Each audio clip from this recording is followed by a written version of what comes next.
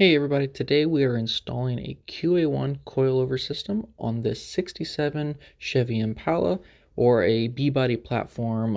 GM is also what it's considered. This car is a convertible. There's absolutely no rust on the car. This kit consists of front and rear coilovers and brackets. This is more of a level 1 type of suspension system install. This did not come with a panhard bar, which is a available upgrade option if need be, depending on how low the car ends up sitting. We are also upgrading the front sway bar. This sway bar in this kit is available for factory control arms. This car also has a lowering ability with the coilovers, which I believe was 1 to 2 inches in the front and up to 4 inches in the back. This car has a small block Chevy in it. I laid out all the QA1 components here to show you what they all look like before going in the car. Here we have the sway bar, the brackets, front and rear shocks, the springs, the sway bar mounts, the links, the adjusters, the tie rods, the bearings, everything that you need to do the conversion. If you're using the same set of wheels, it's a good idea to get an idea of your original ride height.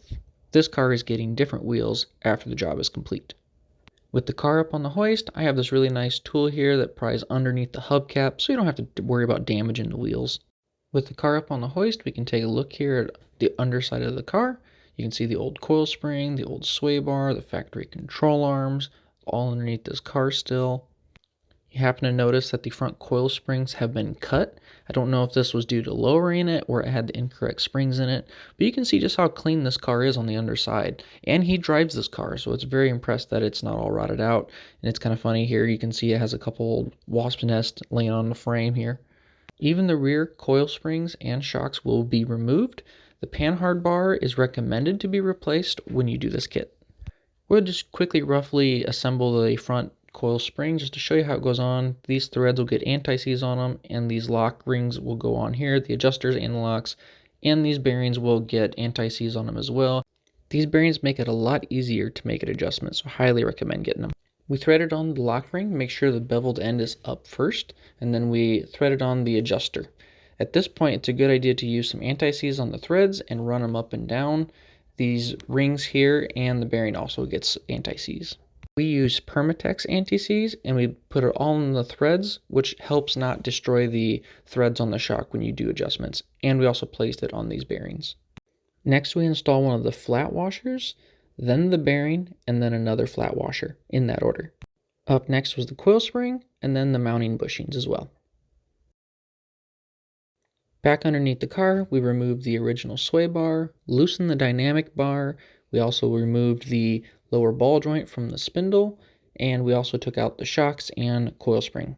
We'll actually lower the car down onto the ground with a jack underneath the control arm to help control how quickly this comes out.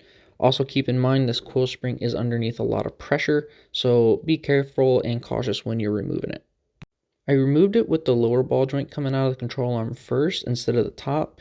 I didn't want to pull on a brake line, which honestly, if you were doing a brake upgrade, it would probably be easier to remove the upper ball joint instead. I also used a jack underneath it instead of a pull jack up on the hoist because I didn't feel comfortable with the car teetering on the lift. So we have the suspension completely disassembled. Everything's loose here. Now the two spots on the lower control arm where the shock originally mount are originally welded on nuts, so we need to pop those off, whether it's an air hammer or a cutoff wheel. I found the air hammer to be easy. After the nuts are removed, these holes need to be drilled out to a 3/8 hole, so that way these bolts will fit into them. After we drilled the holes out, we touched it up with some black paint to prevent it from rusting. Next, we started to reassemble everything. The coil spring does have a little recess in the frame where it's supposed to sit. If you don't get it set in there, it could pop, ping, or not set right, or even mess with your height adjustments. After everything was set in place, I used the jack to hold the control arm in place, so that way I can put the bolts into the lower shock mount.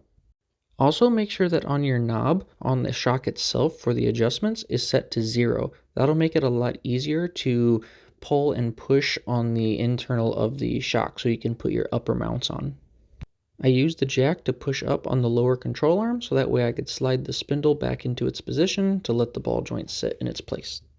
We also reinstalled the dynamic bar and we put new cotter pins in all the nuts that we took off.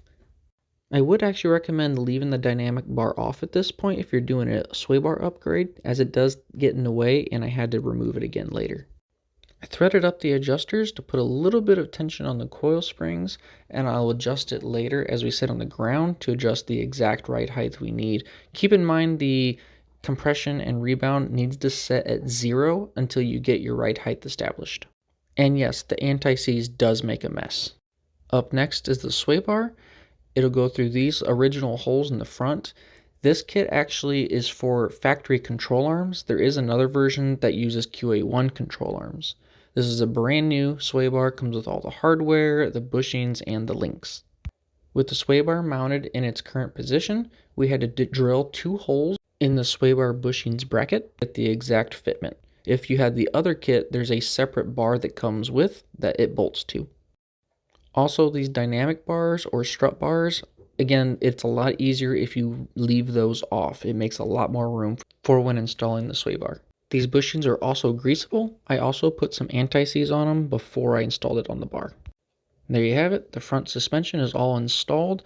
We even replaced the tie rod end adjusters. On these, we just measured the length of the old ones and re-put them in the same position on the new ones. While we're under here, I went ahead and greased up all of the other ball joints and tie rod ends. This car will need to go get an alignment after it's done. Moving on to the rear, it's pretty much the same thing as the front when assembling the shocks, but these we have different mounting brackets.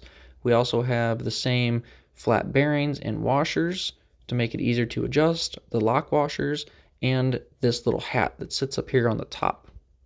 We will start by removing the shocks and the springs. Also remove the panhard bar if you're replacing it. We're going to reuse the stock one in this case just to see. A lot of the bolts in the backpack here for the spring hold downs and the shocks actually broke, but the new brackets actually go in their place. Before doing any lifting on the rear axle, we set up these pull jacks to keep the car from wobbling on the hoist. After the shocks were out, we had to drill out these holes to a 3/8 to fit the new bolts. We started to assemble the rear shock by unthreading the mounting bracket and threading on the lock and the adjuster. We had to unthread the top because it was so much wider that none of the stuff would slide on. We put some anti-seize on the threads and we ran the adjusters and the locks up and down to kind of spread the anti-seize out. And yes, once again, the anti-seize does make a mess, so I would wear gloves if I were you. We also cleaned the shock off when we were done. Next, we installed the spacers and the bearings, always starting with the flat washer first, then the bearing, and then another flat washer, being sure to put anti-seize on the bearing. Next, we installed the coil spring, and then reinstalled the mount. Lastly, we installed the hat onto the top of the shock underneath the mount. Then we tightened up the adjuster a little bit to have a little bit of tension on the spring. Next, we go to install these mounts. There are a driver and a passenger side, so make sure you have the correct ones. They bolt into the original positions of the shock mount. This upper one we had to drill out to a 1/2-inch hole. With the shock and other brackets loosely mounted, we can make sure that we have everything in the right position to drill this hole. These brackets are adjustable to go up and down, and you can also flip them upside down to give up to, I think, a 3.5-inch drop if need be.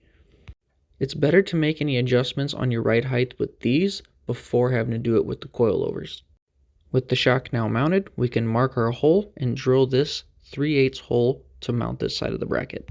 We have our hole drilled and our bolt installed. Now we can tighten everything up. Also keep in mind to leave the compression and rebound adjusters to 0 until you get your right height established. For the rear wheels, we're installing a 275/3520 US Rambler wheel, and they also have these beautiful spinners that go on here to give it a classic look. And for the front, we have a 235/4020 US Rambler wheel and tire. We set the coilovers at 2 inches and constantly did measurements in order to get the right height. After the right height was established, we set the shocks at a 6 setting for improved handling and performance, and we adjusted as needed. The car now sits lower, the wheels are tucked in, and looks great. These are all the tools we used: a torque wrench, some impacts, an assortment of wrenches and ratchets, hammers, and pry bars.